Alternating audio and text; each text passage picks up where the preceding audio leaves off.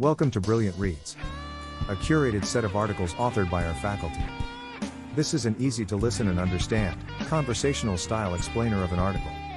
Enjoy the experience of reading with your ears. The deep dive is back, and today we're tackling a question that is forcing pretty much every university on the planet to make a choice. And it's a big one. It's huge. It's either evolve or, well, disappear. Right. And the core of it is this. What happens to the traditional four-year degree when all the knowledge it's designed to give you becomes instant? It's not just another small challenge.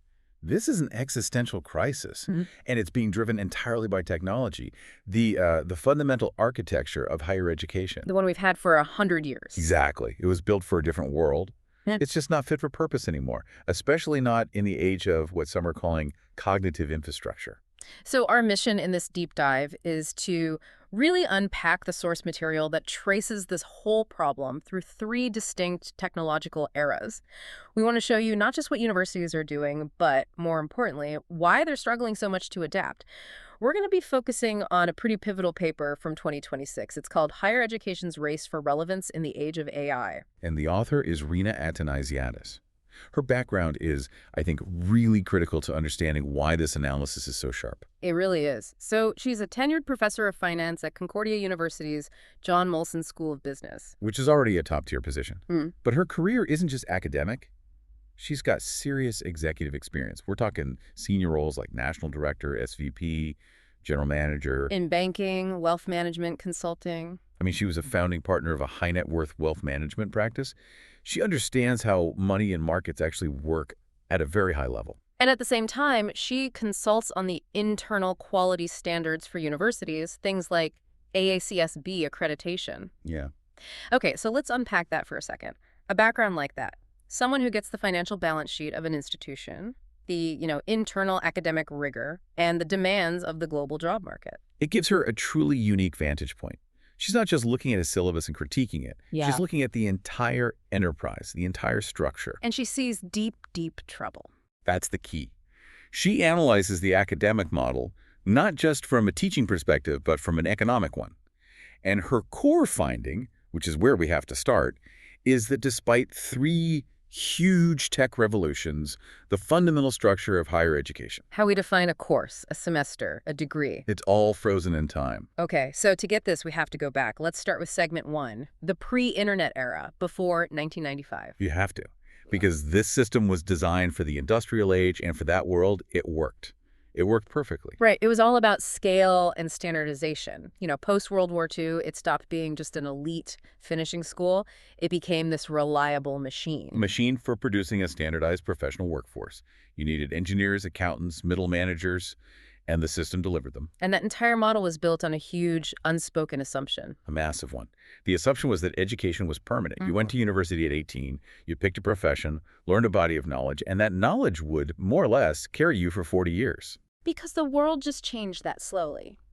Your professional knowledge didn't really decay all that fast. Exactly, which made the professor's role absolutely essential, almost sacred in a way. They weren't just a teacher, they were a gatekeeper. A gatekeeper to expertise you couldn't get anywhere else. The information itself, the specialized books, the labs, the data, it was physically locked away inside the institution. You had to go through them to get it. And that setup, it prioritized something you mentioned earlier, inputs, not outcomes. Yes, and this is a crucial point. The system was designed to measure how much time you spent in a seat credit hours, not what you could actually do with that knowledge. So the prestige of the university you went to, that input, mattered more than the verifiable skills you walked out with. Precisely.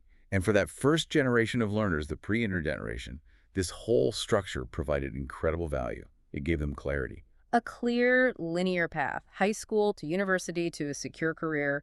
The social contract was simple and, for the most part, reliable. It was. You put in your 4 years and your tuition, and you got a ticket to the middle class.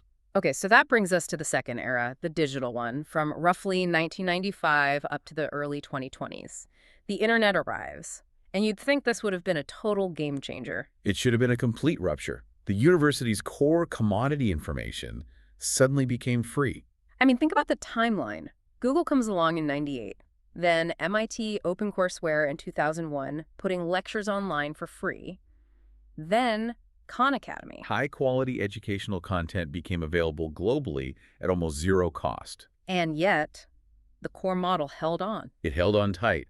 We saw adaptation, but it was only in the delivery. Right. Universities adopted learning management systems, hybrid courses, online programs. MOOCs were supposed to be the big revolution. And there was incredible scale in that delivery adaptation. Yeah. The source points out that by 2024, a country like Brazil had over half of its higher ed enrollments online. So they got really good at delivering the content anywhere, anytime. But the degree itself was still 4 years long. Credits were still about seat time. Courses still ran from September to May. Exactly. The architecture was fiercely defended. The MOOC revolution mostly fizzled out as a threat because the real value was never just the content. It was the credential, the piece of paper. And this is where it gets really interesting because they focused on improving the streaming video quality. The digital textbooks. Basically, they were upgrading the Wi-Fi instead of rethinking the degree itself. They were still batch processing students. It was the same factory model, just with a digital front end. And for the second generation of learners, that must have created a kind of cognitive dissonance. A huge one. They grew up expecting information to be instant, visual, social. But their formal education was still slow, transactional, and linear. Digital was an add-on, not the foundation. So the university's core value, it's the only place to get expertise, was already getting seriously shaky even before the next big thing hit. They had decades to redesign, and they chose stability. And that failure to evolve leads us directly to now, to segment 3, the generative AI rupture, starting around 2023. And this technology is it's fundamentally different from the internet. Right. The internet expanded access, but it also expanded friction. It gave you 20 million search results, and you still had to do the hard work of sifting, synthesizing, citing. All that work. Generative AI, on the other hand, it collapses the process. That's the phrase. It's an epistemic rupture. It is. Think about the time collapse. A complex research question that took days in a library or a 90-minute lecture to explain is now answered by a sophisticated AI in seconds. So all that intermediate work, writing the first draft, debugging the code, summarizing the case law, it's just automated. And when the output can be automated, the entire logic of education has to flip. Thinkers like Ethan Mollick have argued this really compellingly. Education has to shift its entire weight from measuring output to measuring judgment. The machine does the production. The human has to do the decision-making. Which is a massive shift for the third generation of learners, the kids born around 2025. For them, AI won't be software. It's not a tool. It's just infrastructure. It's going to be like air. It will be air. They won't learn to search. They will learn to interrogate, to push back on the machine. That must require a complete change in how we teach. A complete shift. The source argues we have to move from a model of transmission to a model of confrontation. Transmission being the professor transmitting facts. Which the machine already knows. Confrontation is about forcing the student to confront the machine's output, find its flaws, and refine it with deeper human context. So the job of a teacher is no longer to be a walking textbook. It's to teach a student how to argue with a supercomputer. Which means learning actually gets harder, not easier. The bar for what it means to know something has to go way up. Can you give an example of that? Sure, think of a business ethics course. Instead of just writing a case analysis, the student is told to use AI to argue the counterfactual. Use the machine to build the strongest possible ethical defense for a terrible corporate decision. And then the student's job is to dismantle that machine-built argument. Exactly. That's how they demonstrate their own deep human judgment. That also leads to this fascinating ethical inversion the paper talks about. Right now, we worry about students using AI to cheat.